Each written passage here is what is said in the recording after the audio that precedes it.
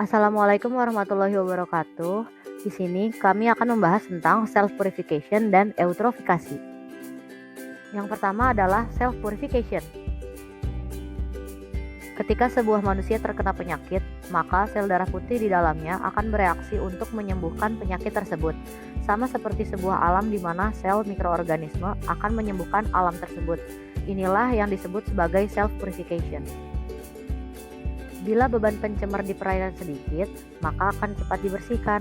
Tetapi bila pencemaran tinggi, waktu membersihkan lebih lama.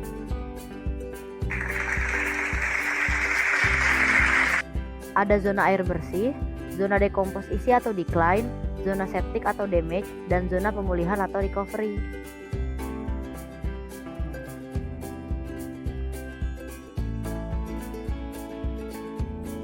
Masuknya buangan biologis ke dalam air yang mengalir ditandai dengan meningkatnya aktivitas metabolisme mikroba.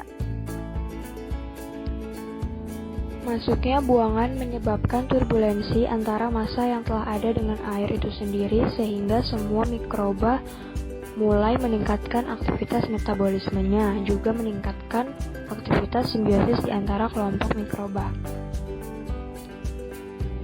Dalam kondisi seperti ini, bakteri merupakan mikroba pengaktif yang pertama yang dapat menyesuaikan diri dengan lingkungan yang baru.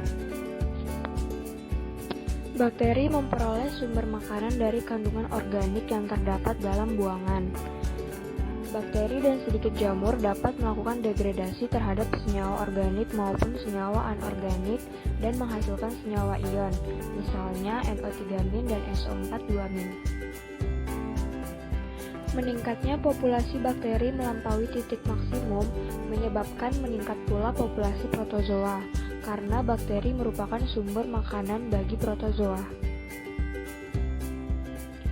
Titik maksimum pertumbuhan bakteri ditandai dengan air yang menjadi septik, berbau dan berwarna hitam, atau dikatakan air dalam keadaan tercemar berat.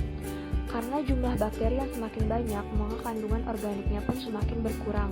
Hal itu mengakibatkan jumlah bakteri pun ikut berkurang. Pada saat titik maksimum, mikroalga dapat tumbuh kembali.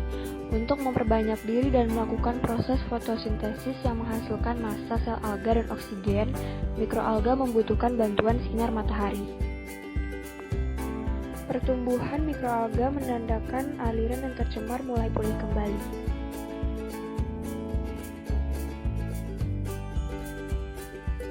Dimulai dari daerah jernih, lalu daerah aktif dekomposisi, daerah septik, lalu daerah pemulihan, kemudian kembali menjadi daerah jernih.